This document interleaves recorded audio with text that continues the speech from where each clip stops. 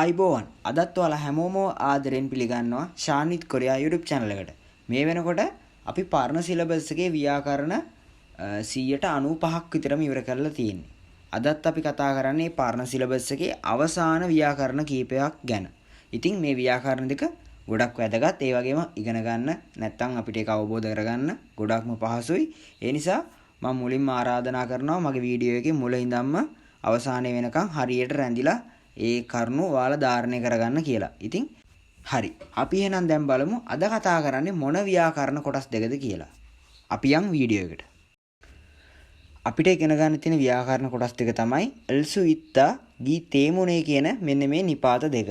ඉතින් මේ ව්‍යාකරණ දෙක නැත්තම් මේ නිපාත දෙක හරිම ලේසි. ඒ වගේම ඔයාලා කොරියාවට ගියාම වගේම ඔයාලා කොරියන් භාෂාව කතා බහ කරද්දි ගොඩාක්ම වැදගත් වෙන නිපාත දෙකක් නැත්තම් ව්‍යාකරණ දෙකක් තමයි මේ එල්සු ඉත්තා ගී තේමුනේ කියන නිපාත දෙක. ඉතින් අපි මේ ව්‍යාකරණ දෙක නැත්තම් මේ නිපාත දෙක වෙන වෙනම කතා කරලා බලමු කොහොමද මේවා භාවිතා කරන්නේ කියලා. එල්සු ඉත්තා නැත්තම් එල්සු ඉත්තා. ඒ කියන්නේ මොනාහරි ක්‍රියාවක් කරන්න පුළුවන් නැත්තම් වෙන්න පුළුවන් සිද්ධ වෙන්න පුළුවන් නැත්තම් කරන්න පුළුවන් කියන අර්ථය ගන්න කොරියානුවන් භාවිතා කරන නිපාතය තමයි එල්සු ඉත්තා කියන මෙන්න මේ නිපාතය. ඒ කියන්නේ කන්න පුළුවන් යන්න පුළුවන් කරන්න පුළුවන් වහින්න පුළුවන් ඒක එහෙම සිද්ධ වෙන්න පුළුවන් මොනාහරි ක්‍රියාවක් කරන්න පුළුවන් හෝ වෙන්න පුළුවන් කියන අර්ථය ගන්න භාවිතා කරන කොරියානු නිපාතය තමයි එල්සු ඉත්තා. මම ඔයාලට කලිනුත් කියලා දීලා තියෙනවා මේ නිපාත කරද්දි ඔයාලා වෙනම ෂෝට් නෝට් එකක් ගහලා එල්සු ඉත්තා කියන්නේ කරන්න පුළුවන් වෙන්න පුළුවන් කියන අර්ථය අන්න ඒ වගේ ඔයාලට තේරෙන විදිහකට ඔයාලගේ ආකාරයකට වෙනම ෂෝට් නෝට් එකක් හදාගෙන ඒක බිත්තියේ ගහගන්න. ඔයාලගේ පාඩම් කරන මේසෙ ඉස්සරහා බිත්තියේ අලව ගන්න. එතකොට ඔයාලට ඒක නිතර දෙවේලේ දකින්නකොට බලනකොට මේ ව්‍යාකරණ නිකම්ම ඉගෙන ගන්න පුළුවන්. හරි. අපි කතා කරමු දැන් මේ නිපාතය කොහොමද භාවිතා කරන්න කියලා. මෙම නිපාතය ක්‍රියාපද සමග යෙදීමෙන් යම්කිසි ක්‍රියාවක් කරන්න පුළුවන් හෝ වෙන්න පුළුවන් යන අර්ථය නිර්මාණය කරගත හැක කියලා කියනවා. ඒ කියන්නේ මේ එල්සු ඉත්තා නැත්තම් එල්සු ඉත්තා කියන නිපාතය භාවිතා කරන්නේ මොනාහරි ක්‍රියාවක් කරන්න පුළුවන් හෝ වෙන්න පුළුවන් කියන අර්ථය නිර්මාණය කරගන්න කියලා කියනවා. ක්‍රියාපදේ තා ඉවත් කළ පසු සරයකින් අවසන් වේ නම් එල්සු ඉත්තා යොදන අතර හල් කිරීමකින් අවසන් වේ නම් එල්සු ඉත්තා යොදනු ලබයි. ඒ කියන්නේ මොකක්ද? ක්‍රියාපදයේ කොටස් දෙකක් තියෙනවා. තා ප්‍රත්‍යයයි ක්‍රියාමූලයයි. තා ප්‍රත්‍යයෙන් කරාම ක්‍රියාමූලය සරයකින් අවසන් වෙනවා නම් එල්සු ඉත්තා. හැබැයි ක්‍රියාමූලය හල් කිරීමකින් අවසන් වෙනවා නම් එල්සු ඉත්තා තමයි භාවිතා කරන්නේ. තේරුණා නේද?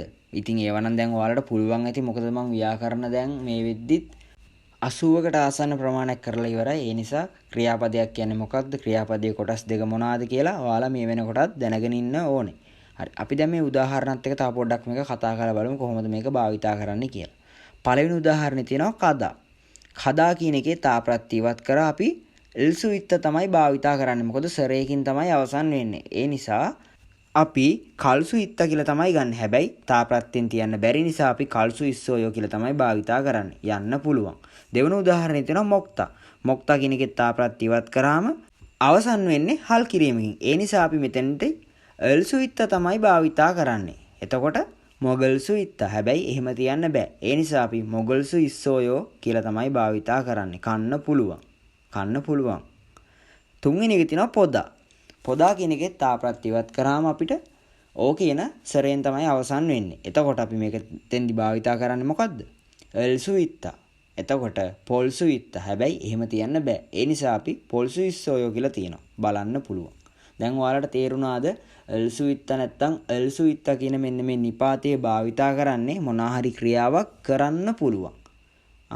එහෙම නැත්තම් වෙන්න පුළුවන් කියන අර්ථය ගන්න කියලා. හරි. අපි දැන් උදාහරණ වාක්‍ය දෙකකිනුත් මේක කතා කරලා බලමු. කොහොමද මේක වාක්‍යයත් එක්ක මේක සම්බන්ධ වෙලා මේකෙන් මේ අදහසක් ගොඩනගා ගන්න කියලා.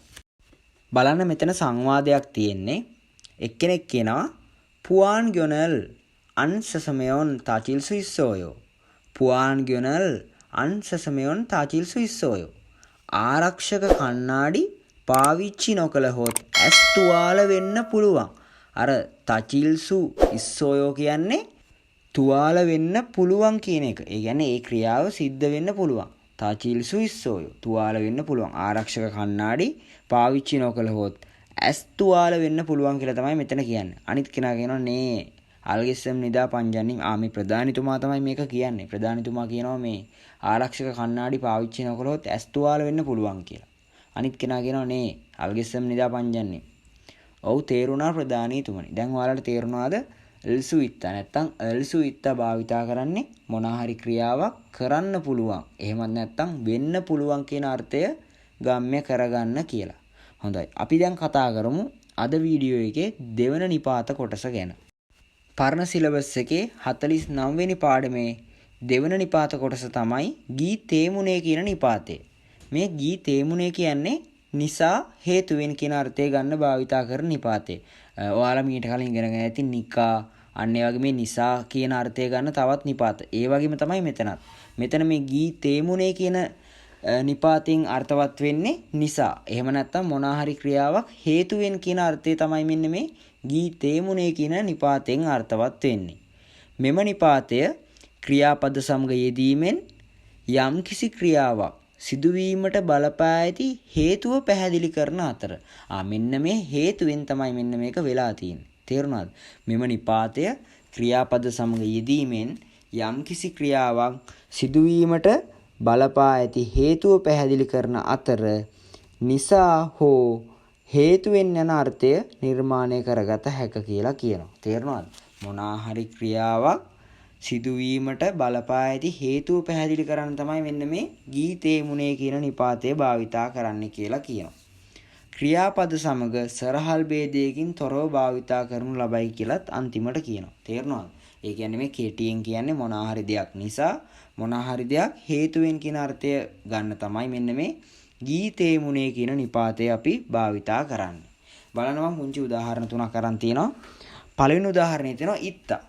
ඉත්ත කියන්නේ තියෙනවා නැත්තම් ඉන්නවා කියන එක. ඉත්ත කියන්නේ තියෙනවා නැත්තම් ඉන්නවා කියන එක. මේකේ තාප්‍රත් ඉවත් කරලා අපි ගී තේමුනේ එකතු කරාම ඉද්ගි තේමුනේ. ඉද්ගි තේමුනේ. එතකොට තියෙන නිසා නැත්තම් තියෙන හේතුවෙන් නැත්තම් ඉන්න නිසා නැත්තම් ඉන්න හේතුවෙන් කියන අර්ථය තමයි එතනදී එන්නේ. දෙවෙනි උදාහරණේ තියෙනවා ඔදා. ඔදා කියන එකේ දාප්‍රත් ඉවත් කරන් අපි ගී තේමුනේ එකතු කරනවා. එතකොට ඔගි තේමුනේ එන නිසා නැත්තම් එන හේතුවෙන්. තුන්වෙනි උදාහරණේ තියෙනවා ඉල්හදා. ඉල්හදා කියන්නේ වැඩ කරනවා කියන එක. දැන් ඉල්හදා කියන එකේ දාප්‍රත් ඉවත් කළා අපි ගී තේමුනේ එකතු කරනවා. එතකොට ඉල්හගි තේමුනේ වැඩ කරන නිසා නැත්තම් වැඩ කරන හේතුවෙන්. දැන් ඔයාලට තේරුම් යන්නේ නැති මෙන්න මෙතනදී මේ ගී තේමුනේ කියන නිපාතේ භාවිතා කරන්නේ ඔයාලා අපි හැමෝම මේ සිලබස් එකේදී මොනවා හරි ක්‍රියාවක් නිසා නැත්තම් මොනවා හරි ක්‍රියාවක් හේතුවෙන් කියන එන්නේ වචනේ වෙනුවට තමයි මෙන්න මෙතනදී මේ ගී තේමුනේ කියන ඒ කියන්නේ දැන් සිංහල භාෂාවේ නම් අපි එතනදී මෙන්න මේ නිසා මෙන්න මේ හේතුවෙන් කියලා අපි මේ වචනේ භාවිතා කරනවානේ. අන්න ඒ වගේම කොරියානුවන් අන්න ඒ වගේ අවස්ථාවකදී භාවිතා කරන්නේ මෙන්න මේ ගී තේමුනේ කියන නිපාතය. උදාහරණ වාක්‍ය දෙකක් මම අරන් ඇවිල්ලා තිනවා. අපි ඒ දෙකත් කතා කරලා බලමු මේ ගී තේමුනේ කොහොමද වාක්‍යයත් එක්ක අපි හසුරවන්නේ කියලා. පළවෙනි උදාහරණේ තියෙනවා චගොපල් හල්තේනන් කම්ජොන් ත්‍රිල්සු ඉත්ගි තේමුනේ අංජොන් චංගපල් කියෝයා හම්නිදා. චගොපල් හල්තේනන් වැඩ කරන විටදී කම්ජොන් ත්‍රිල්සු ඉත්ගි තේමුනේ කම්ජොන් ත්‍රිල්සු ඉත්ගි තේමුනේ කියන්නේ විදුලි සැර වදින්න පුළුවන් නිසා. කම්ජොන් තෙදා කියන්නේ විදුලි සැර වදිනවා කියන එකනේ. එතකොට කම්ජොන් ත්‍රිල්සු ඉත්ගි තේමුනේ ගී තේමුනේ විදුලි සැර වදින්න පුළුවන් නිසා අංචොන් චංගපල් කියෝයා හම්නිදා ආරක්ෂක අත්වැසුම් පැළඳිය යුතුයි කියලා කියනවා. තේරුණාද? ඒක කම්ජොන් තෙදා කියන එක කම්ජොන් ත්‍රිල්සු ඉත්ගි තේමුනේ අර කලින් අපි ඉගෙනගත්ත නිපාතයත් මෙතන අඩංගු වෙලා තියෙනවා. වෙන්න පුළුවන්. දැන් තේරුණාද? වදින්න පුළුවන්. විදුලි සැර වදින්න පුළුවන් නිසා. කම්ජොන් ත්‍රිල්සු ඉද්ගි තේමුනේ විදුලි සැර වදින්න පුළුවන් නිසා ආරක්ෂක අත්වැසුම් පැළදිය යුතුයි කියලා කියනවා. දැන් තේරුණා නේද? ගී තේමුනේ කියන්නේ මොනවා හරි හේතුවක් නිසා නැත්තම් හේතුවෙන් නිසාවෙන් කියන අර්ථය ගන්න භාවිතා කරන නිපාතය. දෙවන උදාහරණේ තියෙනවා ඔජේනන් පිගොන් හෙද්ගි තේමුනේ. ඔජේනන් පිගොන් හෙද්ගි තේමුනේ චිපේසෝ සිවස්සෝයෝ. ඊයේ මහන්සි වුණ නිසා ගෙදර ඉඳගෙන විවේක ගත්තා. තේරුණාද? මොකක් හන්දද? ඊයේ මහන්සි වුණ නිසා. ඇයි විවේක ගත්තේ? මොකක් හන්දද? ඊයේ මහන්සි වුණ නිසා. නැත්තම් ඊයේ මහන්සි වුණ හේතුවෙන් ගෙදර ඉඳගෙන විවේක ගත්තා කියලා. තේරුණාද? මං ආයෙත් ඔයාලට කියනවා එල්සුවිත්තා නැත්තම් එල්සුවිත්තා කියන්නේ කරන්න පුළුවන්, වෙන්න පුළුවන් කියන අර්ථය ගන්න භාවිතා කරන නිපාතය. ගීතේමුනේ කියන්නේ මොනාහරි ක්‍රියාවක් නිසාවෙන් නැත්තම් හේතුවෙන් කියන අර්ථය ගන්න භාවිතා කරන නිපාතය. ඉතින් අනිවාර්යෙන්ම මේ වීඩියෝ එක ඔයාලා බලන්න මුලින් ඉඳන් ඔයාලට තේරුම් නැත්නම් ආයෙත් පාරක් බලන්න. ඔයාලට ගොඩාක් අවස්ථාවල භාවිතා කරන්න සිද්ධ වෙන නිපාත දෙකක් තමයි මම මේ අද වීඩියෝ එකෙන් ඔයාලට අරගෙන ආවේ. එකපාරක් තේරුම් නැත්නම් තව පාරක් බලන්න. මම ඔයාලට තේරුම් ගන්න පුළුවන් උපරිම විදියට ෂෝට් කරලා තමයි මේ වීඩියෝ ඔයාලට අරන් එන්නේ. ඒ නිසා තේරෙන්නේ නැති සැරයක් ගානේ ඔයාලා ආයෙත් බලලා මේක හරියටම ඔයාලගේ ක්‍රියාපද දාලා ඔයාලගේ විදිහට ඔයාලට තේරෙන වචන දාලා ඒ විදිහට ඔයාලා තනියෙන්ම ඉගෙන ගන්න. ඒක තමයි හොඳම දේ. එහෙනම් ආයෙත් දවසක අලුත් වීඩියෝ එකකින් හම්බ වෙනකන් අදට මම ඔයාලගෙන් සමු ගන්නවා.